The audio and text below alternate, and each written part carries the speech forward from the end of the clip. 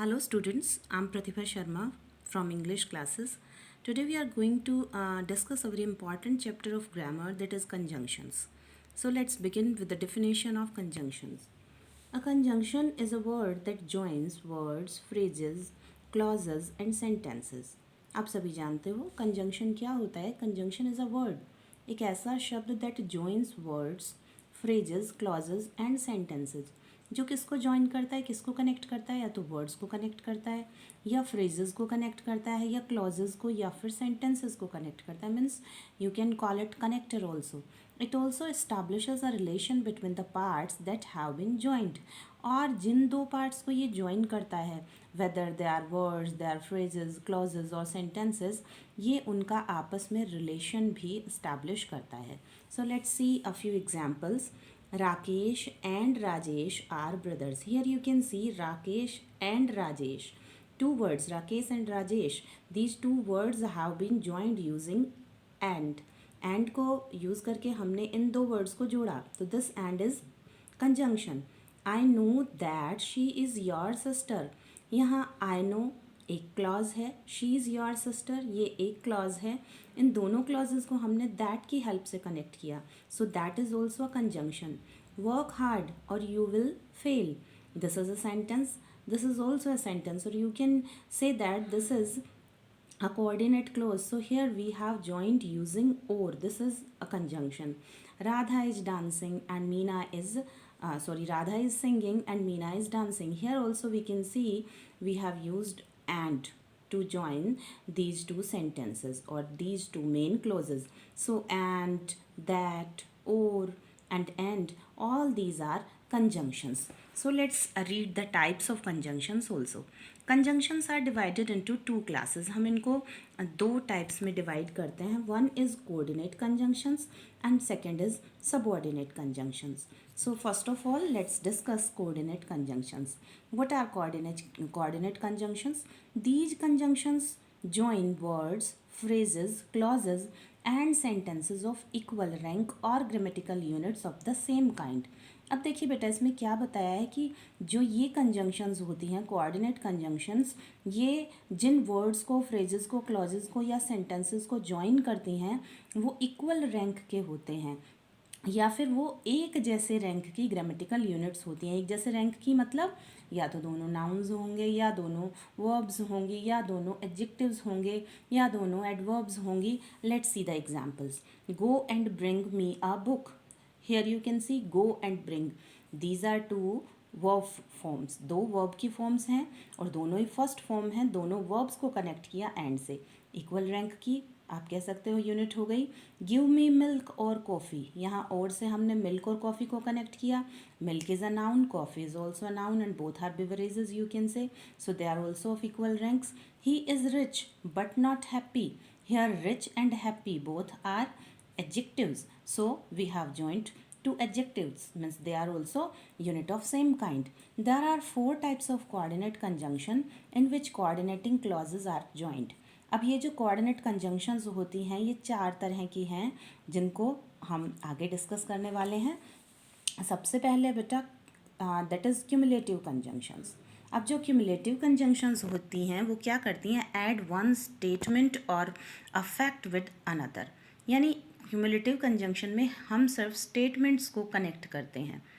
कौन कौन सी हैं वो कंजंक्शंस, वो पेयर में भी होती हैं. जैसे बोथ, बोथ के साथ हमेशा हम एंड का यूज़ करते हैं.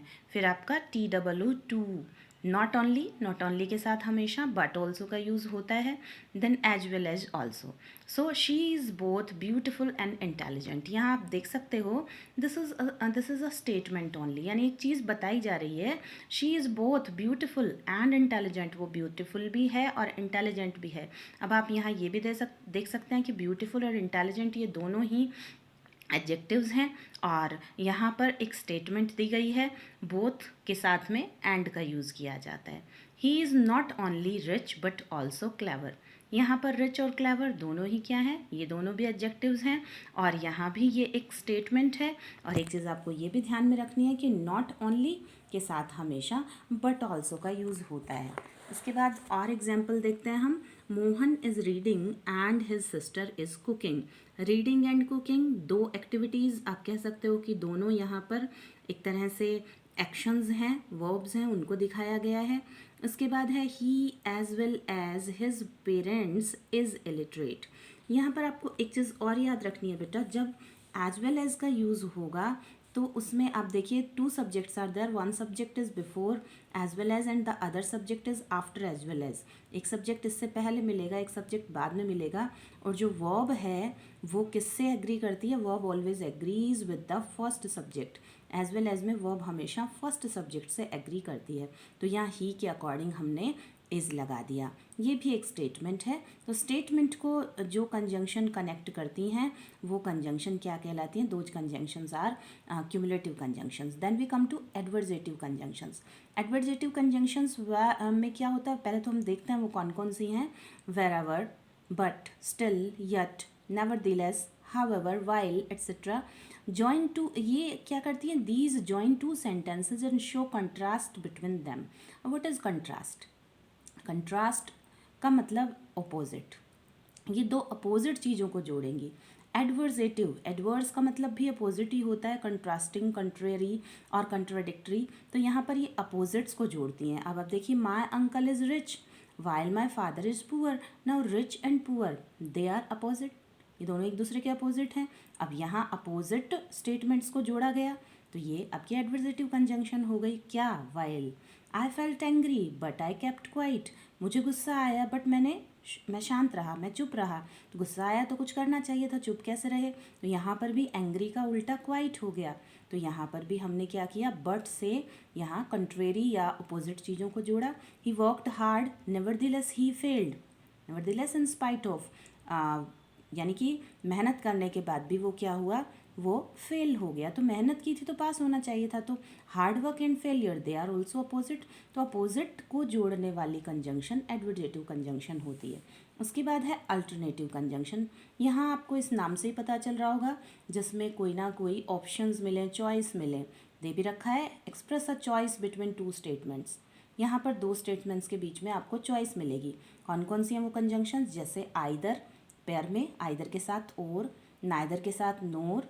आइदर और ये अफर्मेटिव सेंटेंस में आता है, नाइदर नोर नेगेटिव में आता है। और ध्यान रखना, आइदर और नाइदर नोर दो पर्सन या दो कह सकते हो थिंग्स के लिए यूज़ होता है। और, एल्स, ये सब चॉइसेस या ऑप्शंस बताने के लिए यूज़ होते हैं। लेट्स सी, आइदर यू और Mohan is at fault. You can see after either we have you, after or we have Mohan. Two subjects are there. So either or से हमने दो सब्जेक्ट्स को कनेक्ट किया। और यहाँ पर एक चीज़ और ध्यान रखनी है आपको, जब आइदर और से दो सब्जेक्ट्स कनेक्ट कर रहे हो तो वर्ब हमेशा सेकंड के साथ एग्री करती है। हमने यहाँ इज लगाया मोहन के अकॉर्डिंग, क्योंकि फर्स्ट सब्जेक्ट यू है, सेकंड सब्जेक्ट मोहन है। मोहन के अकॉर्डिंग एग्री करेगा तो फिर उसी के अकॉर्डिंग वर्ब लगेगी, इज लगाया। He has neither a scooter nor a car. यहाँ अ स्कूटर एंड अ कार, इन दोनों को कनेक्ट किया है हमने। तो यहाँ पर भी आप देखिए क्या है, ये दोनों चॉइसेस बता रहे हैं, या तो स्कूटर या कार। यहाँ भी या तो तुम या फिर मोहन। ऑप्शन बताया जा रहा है, चॉइस बताई जा रही है, अल्टरनेटिव्स बताए जा रहे हैं। हरी अप, जल्दी करो, और you will miss the train, या फिर ट्रेन मिस कर दोगे। यहाँ भी आप देख सकते हो, जल्दी करो या ट्रेन मिस कर दोगे, यानी दो चीज़ें बताई, या तो जल्दी करो या फिर ट्रेन मिस हो जाएगी। तो यहाँ ये जो और है ये भी आपका अल्टरनेटिव कंजंक्शन है।